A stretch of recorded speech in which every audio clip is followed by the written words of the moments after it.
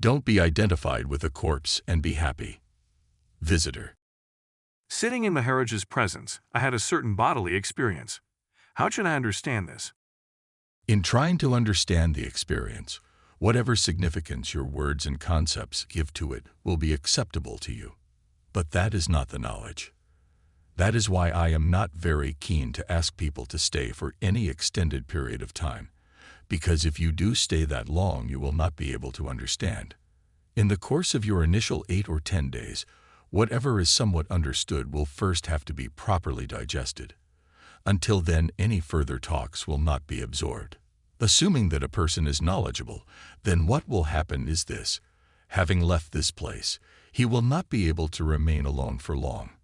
He craves company to whom he can deliver the goods of spirituality. He likes to seek out somebody with whom he can talk and discuss spirituality. Otherwise, he feels very unhappy. Will you feel happy and satisfied if you don't encounter other sadhakas? The question was asked whether it is not necessary for a serious seeker to go through this stage where one likes to dole out whatever knowledge one has, to share it with others. My answer was that this is a part of the process, but that it also must come to an end, this desire to discuss and exchange views on spirituality. That highest state is the unborn state in which there is no experience. According to the translator, Maharaj is not feeling well today. He is very weak, almost in a daze. Before the sickness or my present condition, I was there. This sickness has come as a temporary phase, but I am prior to that. People normally feel, when sickness comes, that they are going to die. But I am not going to die. There is no death to me, but it is the sickness that will accept it. If a sick person will remember this principle only, that prior to the sickness he was, and his true nature is ever prior to the sickness. If he truly realizes this, then the impact of the sickness will be less. On the other hand, when so-called knowledgeable people are sick, they accelerate their death by imagining that they are going to die. What do you understand by the word dream? How do you understand a dream? Is not the dream something like a drama, a play?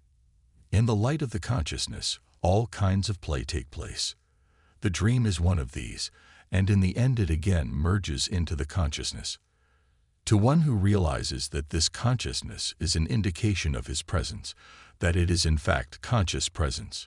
When I am conscious, it means that I am present. All bewilderment ceases. Thus, within that presence as such, that is, there is no individual present who sees something. That is, there is neither the seer nor the seen in the impersonal presence. Again, I repeat, that impersonal presence is merely an indication of presence as such, not of any individual. It is an assurance, a guarantee of one's presence. If I have consciousness, it means I am certain that I am present. To one who really understands what has been said here, a dream is no different from what is seen in the waking state. Both are plays in the consciousness. Because of the light of the consciousness, we call one thing the waking state, another thing the dream. But in essence, both are events happening in the consciousness, and essentially they are not different. In this impersonal presence as such, the only thing present is the light of consciousness, without any form or shape. Whatever is seen in that light. Many people are under the impression that they are acting in the play. But this is a mistaken notion. All that happens is that the light of the consciousness shows various things happening. The actor is part of the play. Why does something appear to us as actual or real? Because something that one sees every day or often conveys a sense of reality or actuality. Therefore, we accept it as more actual, more real, than something that appears in a dream. But essentially, they are the same. How is a jnani? The jnani is like the cigarette lighter without the flame. When the lighter is lit, the consciousness comes in. And whatever happens is seen in the light of that consciousness. But whether or not there is the light of consciousness, the jnani is ever there. In deep sleep, we are like the condition of the unlit lighter. There is no light, therefore nothing happens. But even in that state, the light may come on. From the moment that slight consciousness arises, the dream occurs, and one appears to act in that dream. as part of the dream. I repeat, I am not talking about what happens to an individual. I am only talking about the total manifestation and how that manifestation arises. Because of the impersonal consciousness, there is the impersonal presence. But a difficulty arises because, while the composite consisting of body, vital breath, and consciousness has no shape or form, we identify all three with the body, and so we become unhappy. But once we realize the basis of it, that the total manifestation is only in the impersonal consciousness, which is presence, impersonal presence, there is no longer any difficulty. On the other hand, so long as this charge of having a male or female body is not removed from that which exists impersonally, the trouble will continue and unhappiness will persist. This composite of body, vital breath, knowingness does not know itself. The I am is also our self, without form. Similarly, the knowingness has no form. Now this vital force depends on the food essence body to sustain itself, and on the manas, that is the mind. It also feeds on the mind. This vital force is the agent for all activities, and this knowledge I am is a mere witness, yet this entire composite must be available. To repeat, that vital force does not know itself. It does not go into activity in the absence of the knowledge I am, and that knowledge is available only if the sustaining body is available. Now, so long as you do not remove the charge that this vital force, and the knowledge I am, is male or female, on account of bodily association, you are bound to suffer. Maybe the examples I have given are somewhat pedestrian, but my intention was only to create a stronger impact. How would a jnani feel when he gives up his body? What type of pleasure or bliss does he experience? Imagine a newlywed couple. The pleasure which they derive from their wedding night is as nothing compared to the highest bliss a jnani gets when he quits his body or his life force. I call it the highest bliss in the best festival, on the highest day, the term normally used in spiritual parlance.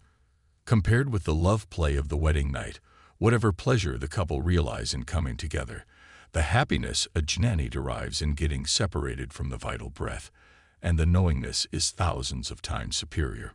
They, the couple, are coming together. He is coming apart. Take the example of this cigarette lighter. The latter is something like nirgunarajas, that is, the heat state. My original true state is nirgunarajas. Now on the lighter, and because of the lighter, that flame appears. In the flame, the knowledge I am is there, the mind is there, and the vital force is there. The vital force carries out all the activities. The mind communicates, and the knowledge I am is merely a witness. This is the actual state of affairs.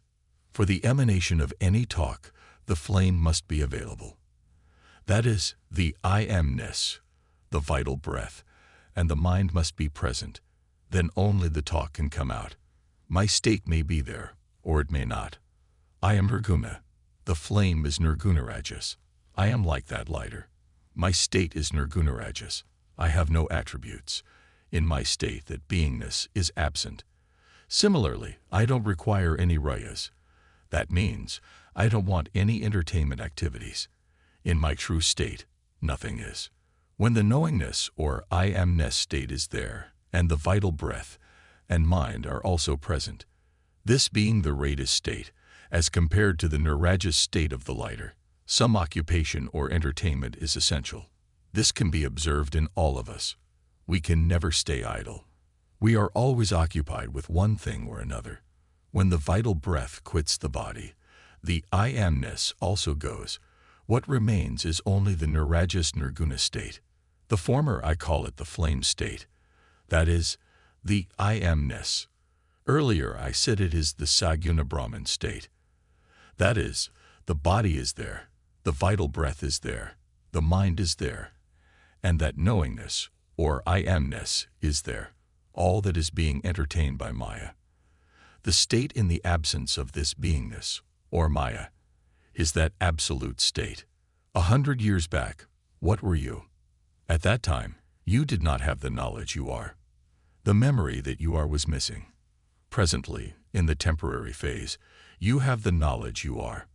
But to have this knowledge, what are the prerequisites? The essence is required, sattva guna. This means the quintessence of the food essence is necessary to sustain the I amness, or this beingness, and that essence in turn depends on the food body. But all these together, that is, food body quintessence, and the knowledge I am, the vital breath, and the mind. These are all a temporary phase only. So long as food essence is available, the knowingness will last. Now how to escape from all this? This knowingness is to discover itself. It should realize itself. Then, in the process of its realization, it is able to quit this state and abide in the absolute, in the non-knowingness state. So one must abide in oneself first, in the knowingness state. Whenever you sit for meditation, you hold on to the form concept that you are a male or a female. Give up these concepts. To do such meditation is almost impossible. Only a rare one will do it, without that identification with the body-mind. I get a glimpse of your state, as to what you are, intellectually that is. But in my daily life, I am so much under stress. My wife thinks this way, somebody else thinks that way.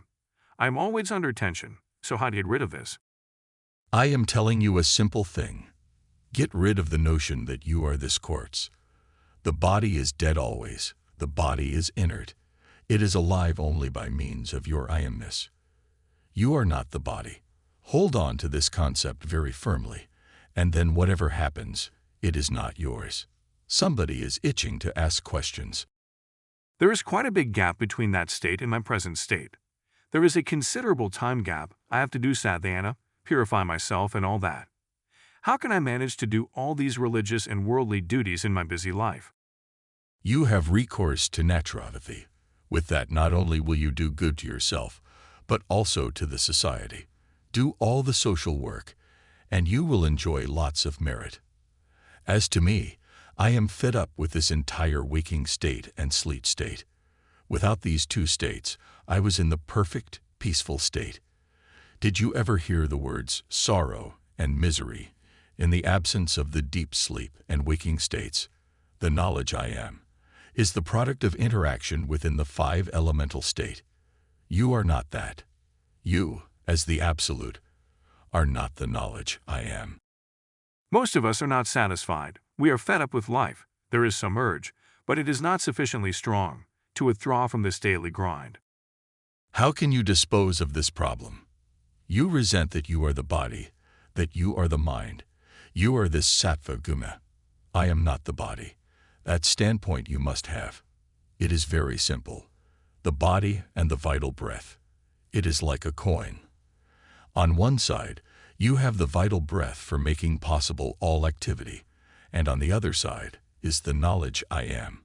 Only when the vital breath is there, the knowledge I am is present. When the vital breath leaves the body, the knowledge I am also disappears. And both of these are the product of the food essence body. I am not that. This entire composite I am not. This you have to realize. Who are your ancestors? They are the food particles, that food essence. Those food essences are your real ancestors. On the earth, there is vegetative growth. I call it vanaspati. The quintessence of that vanaspati is the food essence. Out of that grows vachaspati. The latter means insects, worms, bees, mammals, etc., all types of creatures. They survive on this quintessential vegetation juice. There is also a particle, a granule, which contains the sattva guna, the rajas guna, and tamas guna. The particle quintessence contains all three qualities. The sattva guna is mere witness, beingness, a touch of I amness. Rajas guna is activity. This guna leads you to activity. And tamas guna represents the claiming of authorship, taking the credit for the activities.